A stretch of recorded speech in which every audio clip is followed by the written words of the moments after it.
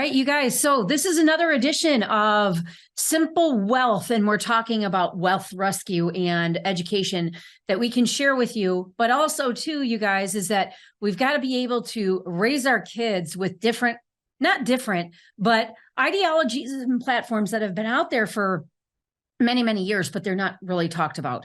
So my name is Toni Vanschoyck. I started this out of a need of people that were coming to me, asking me what they can do with, their capital gains or their side hustle, or, how they can start to create and build legacy wealth and do all those things. So today I have an extremely special guest. She happens to be my daughter, our youngest daughter. Her name is Treloar, and she is 15 years old, just starting her sophomore year in high school. And we're going to talk about, perspectives on our young teens and our young generation that's coming up today, and really why it's so important for us to be really teaching them things that they will never learn in school and somewhat unschooling them because of the rote, boring, same BS message that they're always giving out. So without further ado, I want to introduce Treloar. And honey, I'm really excited to have you here today. So thank you for having me on. I'm so excited. Yeah. So why don't you kind of just share with everybody a little bit about your background, your upbringing, and just what are your general observations of success and what that means to you? So my upbringing has been especially loving, which I'm so grateful for. Mom and dad have taught me that love is number one and that is what matters most. Treat others with kindness and equality. And that is like the most important thing, is to be generous and care for others. So what success means to me is working hard and achieving your goals. So whether that means you want to lose a few pounds or you want to just kind of just try new things, I think success really means just working hard and goal setting, and just having community around you. No, I would totally agree. And I think that, when you're around successful, like-minded people, that, that has made a tremendous difference in you. It really has. What you've been taught, your education, because it's education outside of education, because you've been in different settings. You've been in the public education system. You've had private tutors. We've done homeschool groups. And now that you're in high school, we've really found kind of like the special sauce in you continuing your education with other kids that have very similar, backgrounds to me and your dad, but also, really learning different types of success principles. So, I mean, you've seen and met, Todd Duncan. You've, listened and heard John Maxwell several times, and these are all live. And just with the caliber of people that you've come to meet and know has made a tremendous difference in really how you view the world. Yeah, it really has. So what would you say would be, like, out of all of the things that you've seen and learned, what would be, some of your favorite moments? One of my favorite moments was meeting Todd Duncan, for sure. That was awesome. He came in and he gave me a big hug and said something along the lines of like, keep dreaming. And that has really stuck with me till now. And I got to meet John Maxwell, which was an amazing experience as well. He's very, what's the word for him? He's very down to earth and he's very calming, if that makes sense. And so another one of my favorite moments is seeing you on stage, and just watching you grow and you learn. And Monate events has been another one, just being a part of people that really have put in the work, attending all of those, and just, seeing you and dad grow and everyone else around us grow. That's very true. So how would you how would you say that you're aligned differently and you think differently than a lot of kids your age do? Definitely. But how do you think differently? I mean, because you look at the world from a different viewpoint. So one of them is definitely love. I think that kids don't understand the definition of love or what love is. Also, just being down to earth and just really like head focused and like going at things really head on. But also, my views on God and faith and spirituality are very unique. And my view on family too, because you and dad have really brought me and my sister just very tight knit, and the four of us tight knit. And I think that not enough kids and people know the importance of family and being around your loved ones. No, I would agree. It's almost like it's there. And again, this is not meant to be offensive or anything like this, but it's almost like a lot of parents are parenting from a distance. Really much so. And you're someone that really holds me accountable and is like, okay, Kat, these are things you have to work on. We can do it together, but I just want to let you know and be there for you. But part of having a good relationship with your children is also not necessarily pointing out everything that they do wrong, but here's what you can do different in order not to have the same results. Exactly. Right. So how would you say, because you are an old soul. Thank you. You are extremely mature for your age, and it's because of, having those exposures. How do you think that we could help other kids your age?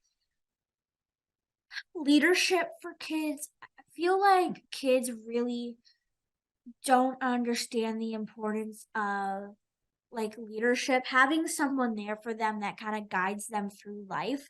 Feel like not enough kids have that, but also the importance of confidence, because confidence is not cockiness. And there's a definite difference. Uh, but a lot of kids, especially my age too, lack confidence. And if someone was there to help them lead themselves and have them be know what their gut is saying and what their heart is saying at the same time, I feel like that would help tremendously. And also someone there to guide them with confidence and how to be confident in yourself. Well, you know what? Especially like kids are taught, just be part of the status quo. Don't rock the boat. Don't express your opinion. Exactly. Always. Always have seen that. And that's one thing I try to do is be out there more so with my opinions. And it can be scary, but more people probably agree with you than don't. Well, I would agree, but that's also a time investment. So, Exactly. being a good parent and being a leader for your children, that starts at home. It really does start at home. Home is like the base for that, really. So sometimes it really depends on how you've been raised and how your parents have like talked to you and things like that. But sometimes you have to like not unteach yourself, but just like teach yourself new ways with what you have learned that isn't true. So what would you, because there is a lot of conformity, okay, in Yes. this day and age, and especially in high school. So what would you say? Let's just say you were, having peer pressure to do something that that you shouldn't do, and you do it anyways. So how would you would you succumb to the peer pressure even if all of your friends were doing it? I would not succumb to the peer pressure. I I want to know who I am and what my morals are, and having that at the back of my mind is going to really be like, okay, you can't do this just because everyone else is doing it doesn't make it okay. But then I would also talk to you or dad about it and just tell y'all what's going on, but then get your advice on how to handle it. And internal advice, but then also advice from you guys is going to really help me get through that, but also not succumb to peer pressure. And if I don't feel like it's right in my heart or my mind, it's just not worthy of even doing it in the first place. So let's say that you had a good friend and they were thinking about doing something because of the peer pressure or just pressure in general. How would you approach that situation? I would say, hey, look, just because it's a popular thing to do, just because it might be a quote unquote trend, does not make it okay for you to do. And you have to do what is right for you. And if it's going to harm you or harm others around you, it's not worth it, even thinking about. That's a really, really good point. Thank you. So one thing that you've seen now that you're in your second year in high school, and even though, it's a different type of platform, what would you say is your number one attribute that you can help others with? I think I can really help them with confidence and being more outspoken. Mm-hmm. And not taking crap from others, really, and letting other fake friends treat you not the way that they should at all, and standing your ground, really, and above all, again, confidence, because again, they really lack why do you it. think why do you think confidence is such a big problem in teens? Maybe their home life. There's a lot of different factors. Their home life, how they talk to themselves because they've seen it in their parents or other siblings older than them. Things that at the back of their mind that others have said to them. Again, also social media with the amount of opinions that are out there, and having just random people say just random stuff that doesn't even matter, and that consuming your mind really are the bases of that. Okay, so we've talked about confidence being a huge challenge. How do you think? I think also too we need to touch on spirituality. I think we should too. Because I think that's a huge deal on helping people be more confident. Yes. Okay, because I wasn't a spiritual person until I was in my 40s. Yeah, and I've seen you grow into that, and I love it so much, and I'm so proud of you for it. So how do you think that spirituality contributes to confidence? So when you believe in something you can't see, you start to think, okay, I believe in that. I can believe in myself. But when you're, you know what? I'm actually having trouble answering that because maybe it's, let's say whatever you believe, it's teaching you how to, yeah, I am having a hard time. What about putting your faith into something that you can't see? Yeah. Yeah, putting your faith into something you can't see is a biggie, because then you get to, okay, if I can do that, then I can have faith in myself and those around me. And that affects your whole peer group. So the other thing too is confidence is directly related to self-esteem. Yes. And they are different things. they are different things, but I think confidence is key into whether you have low or high self-esteem. I agree, because if you don't have any confidence at all, you're not gonna tell yourself you're enough, you're this, you're a happy-go-lucky person, you are good to those around you, you are bright, and just hyping yourself up. You're not going to be able to do that. And I really don't think you can get through life without hyping yourself up and getting yourself into the day. And confidence really does have a lot to do with that, because writing down your mantras, you have to have confidence to believe in those. So if you're like, oh, I don't believe I can do that, but then you're writing down all these mantras, again, saying you're enough, you're a boss, you can do this, you are capable, you are worthy, you're not going to believe those. So, yeah. Well, you know what, in exactly to what you said, doing daily mantras is really retraining your brain. It is. And most people, I mean, even on a daily basis, we have to be very, very selective on what we are putting into our brain, because it's no different than, what you're reading, what you're listening to is the same as what you're putting in your mouth for your body. It's the same exact thing. And you have to feed your mind. If you don't feed your mind, there's nothing there. So then there's nothing to go off of. Exactly. And that's how you are able to, really create new experiences. new experiences are the best for the soul because it helps you in the next chapter of your life. You get to think about all the experiences you've had, and you get to go through new things with experiences that you've had, and you're more wise and you're more clear-minded. Mm-hmm. Okay, so let's just say, because you love social media and you're so good at it. Thank you. And people that are listening here today, and let's just say they're struggling with something. Let's just say you don't know this person very well and they slide into your DMs on Instagram, said, "Hey, I heard your podcast. I'm struggling." And this is somebody that you don't know very well. What would be like the best piece of advice you can give this person?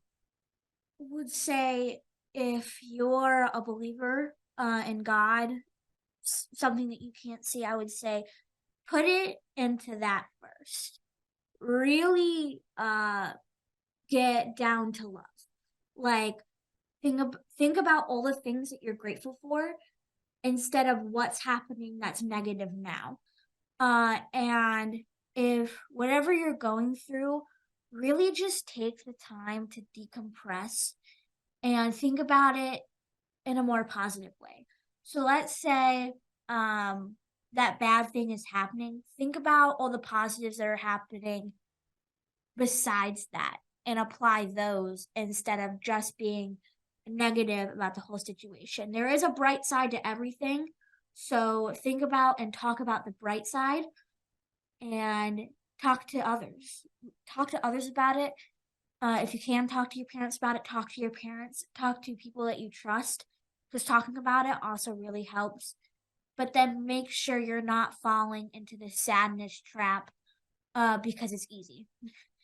Being positive can be really hard, but that is what's going to help you get through anything. Well, yeah, because we're inundated with negativity these days, and especially now us. more than ever. So it's really important that, what you're watching on TV, what you're listening to on your through your phone or whatever, is that you have to feed that positivity with positivity.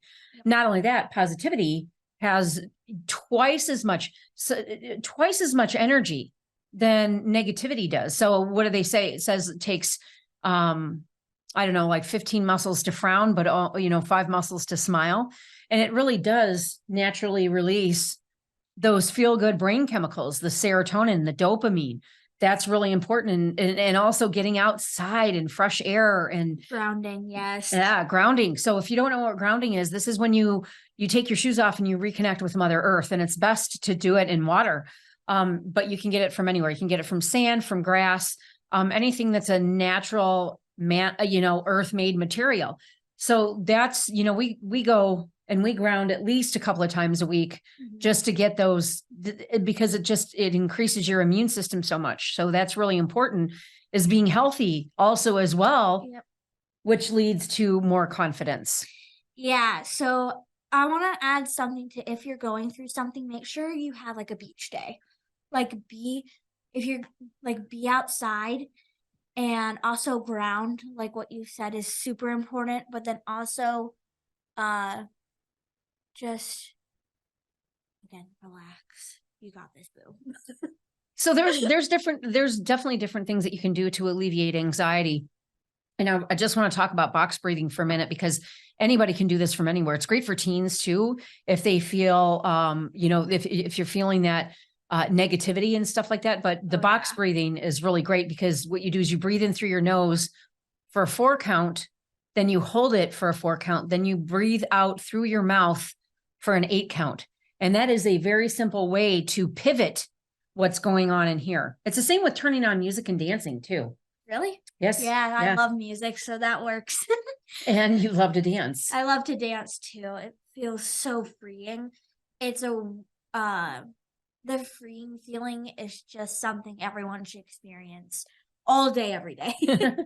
So what would be, okay, so, we're talking about primarily confidence and how it's related to self-esteem. What is your top tip that you could tell someone, how they can grow more confidence and self-esteem through the digital world? Okay, so digital world, first of all, don't be talking to anyone on there that isn't making you feel good. Yeah. And that goes for friends too, really. And if you're getting hate comments, delete them and block the person. That's going to help you get a lot more confidence. But also, if someone replies to your story and they're just ripping on it, leave them on scene and block them too. Just kind of ignore it. It's going to bug you, but don't let it bug you so much that's the only thing you can think about. Have a boundary with it. Have boundaries. Yeah, and social media is a tool. It is. It's a tool. It's a free platform. It's a free tool. And you know what? Just limit your time on there and have fun with it. Have fun with it, but then also, I am losing my train of thought. Just I had such a role here with what I was gonna say. Oh yeah, realize that it is not real. Realize the fakeness of it, because it cannot do anything for you whatsoever. No, favorite podcast. Favorite podcast is Ed Milet for sure. Every podcast that he does, there's so many gems in there from the professionals that are speaking, and they've actually like applied that to their life, and you can see it. So that is the best place to if you need help with self-esteem and confidence and all that, that is some place I would definitely go, because there's a lot of great advice in every single podcast that you will listen to from him. And it's stuff you can apply to your daily life fairly easily. You're absolutely right. He's one of my favorite too. Okay. Personal development book. What's one, even if it's for adults, what's a good one that you would suggest people read? I would suggest people read The Gap at the Game. That's a good book. I need to finish it, but so far it's been so good. It talks about needs and wants and a bunch of different things and how to switch your mind basically into happiness mode is the best way I can explain it.